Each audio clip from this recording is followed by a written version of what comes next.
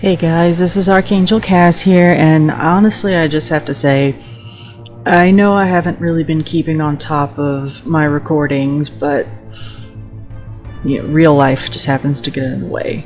Right now, my audience is still rather small, so I'm not too horribly concerned, but at the same time I don't want you guys to think that I'm hopping into this and then immediately bailing out at the last second. I do want to do more things with my channel. I do want to expand into other types of videos, maybe do some face cam at some point whenever I actually get a decent webcam, but for the time being it's gonna mostly be basic gameplay videos, maybe commentary here and there. I've been trying to incorporate things like a Discord chat so that way I can interact with people if they happen to be watching me while I'm streaming, or if they just want to chat with me while I'm in the middle of a game. That way I can talk to people and not just bounce my conversation off of myself. I have a really hard time doing commentary when I'm not actually talking to other people, or at least interacting with part of my audience. My friend AJ, bless her, has been the main person that I have bounced my commentary off of, and it's just been kind of a trial and error. Let's do these little bitty things here and there as we go, see what works, see what doesn't work, that kind of thing. I don't really work off of a script or anything like that, so if I'm just there doing commentary on my own, it is mindless chatter, and sometimes I get so involved in the games I don't really want to talk. Plus I play a lot of games that are just they're very, very, very dialogue heavy, and it's really hard to talk. You don't want to talk over the dialogue and the cutscenes that are in the game, because those are important to the story, and that's the reason why I do a lot of these basically the story-based, your choices matter kind of games. I want to make sure that my friends are able to experience the story the way I experienced them, so that way they at least get a part of the story. And then maybe later on I'll go back and replay some of these games like The Wolf Among Us or the Telltale Batman games, so that way we can see the other aspects of the story, so it's not just me being a goody two-shoes the entire time. We get to see the negative side of things as well. Mostly just doing this as a quick little video, just to let you know, hey, I actually exist. There's a voice and eventually going to be a face behind the person who's just posting these random gameplay videos without any commentary to them. All the silence that you tend to get from me. I am a bit on the shy side, for one, and two, like I said, it's just really hard for me to do commentary when I'm just talking to myself. Like this right here, this to me is really awkward, so I'm having to pretend that I'm talking to my audience right now. And if you really must know, right now I'm staring at my cat while I'm talking.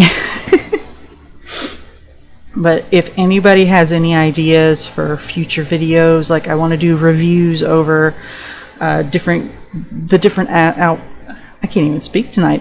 The different versions of the characters, like from the Batman Telltale games, the different versions of the Joker that have come along, and why I personally like John Doe's version over most of the different versions I've seen in movies and comic books and different video games.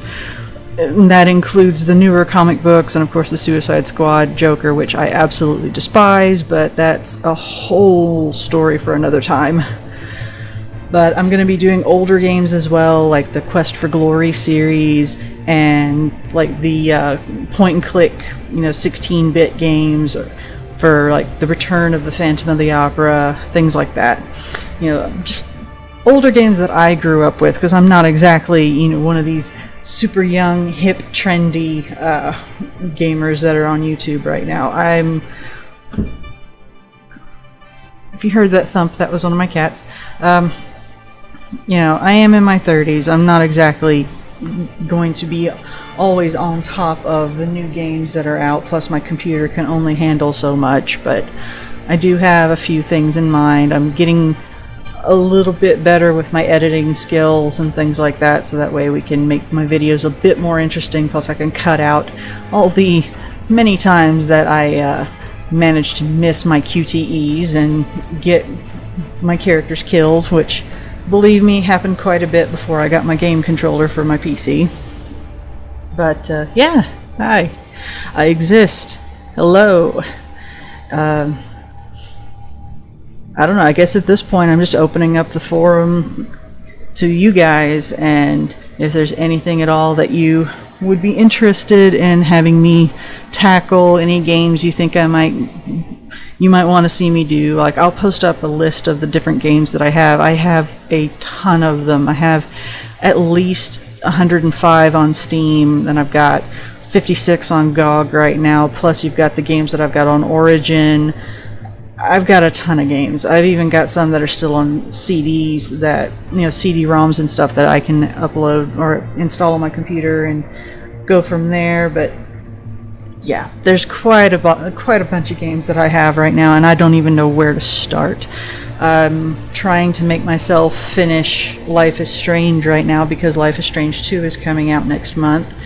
But with Life is Strange, it's actually really hard for me to sit down and actually play through the episodes all in one go, which is what I like to do with the episodic games. I don't like cutting them up into individual short episodes because I just feel like I lose the flow. I don't feel as invested in the story. Plus, I want to make sure that you guys get the full experience like I did while playing the game. But even though Life is Strange doesn't exactly tackle a lot of these heavier plot points and life events, such as losing a parent, dealing with depression, dealing with addiction, dealing with abuse, sexual assault, mental disorders, it doesn't really handle them very well. It's more like a 5-year-old with a baseball bat, but it does weigh a bit heavily on some people like myself who have experienced some of these things. So sitting through it, it does get really hard from time to time. So especially after, the episode with Kate and her suicide attempt, I had to step away after a while for that, and I just have not managed to talk myself into going back. I'm going to try and take care of that tonight since I have the night off from work, but most of the time I'm only going to ever be doing recordings and things like that on Fridays and Saturdays because I'll have those days off from work until I have a different job, which then I'll have to completely rework my recording schedule, but we'll cross that bridge when we come to it. As it stands, it's just an emotional kind of game. It's very draining to sit down and do the entire hour and a half to 2.5 hour long episodes in one go without stopping, without taking any breaks whatsoever, without making any cuts, just playing through one solid episode per recording. And I'm not really great with video edits right now, so there's a lot of little things missing here and there. That's just extra long loading times, which I really would love to cut out of some of these games, but I don't know. I'm not even trying to make excuses. It's just, it was an emotionally taxing game the first time I played it, and it doesn't really get any easier the more I play it. And this will be, I think, the 5th time I've played through Life is Strange all the way through. I've tried to get all the different outcomes and the different endings that it has, just so that way I would be able to get a basically completionist kind of thing with it. So that way whenever I'm recording it for you guys, I'm giving you what I felt was the best experience. So that's that as far as Life is Strange is concerned, but we'll see where things go from there. I do have a lot of things to say about the different characters from Life is Strange, including, people like Nathan Prescott, who we find out a lot more about in Before the Storm and how he deals with mental disorder and his father not being incredibly supportive and basically being an absolute monster, which I won't apologize for Nathan Prescott, and I don't think it excuses anything that he does in the Life is Strange proper, but it does explain a bit more about why he is the way he is, and I do kind of feel sorry for him in that respect. He needed a lot more help than what he got, but again, that's another thing for another video. That's not for this. Yeah, I'm kind of rambling at this point. I really don't know what else to say. I just kind of wanted to reach out to everybody.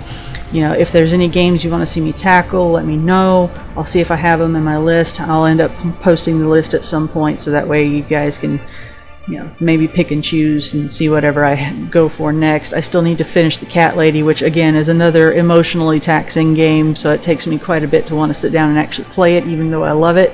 Same with Downfall, which I do plan on having posted at some point. I haven't been able to get started recording on Downfall, and I haven't really finished recording all of the Cat Lady yet. I probably should just stream it, but again, I gotta find a good chunk of time where I can sit down and actually stream the entire game. But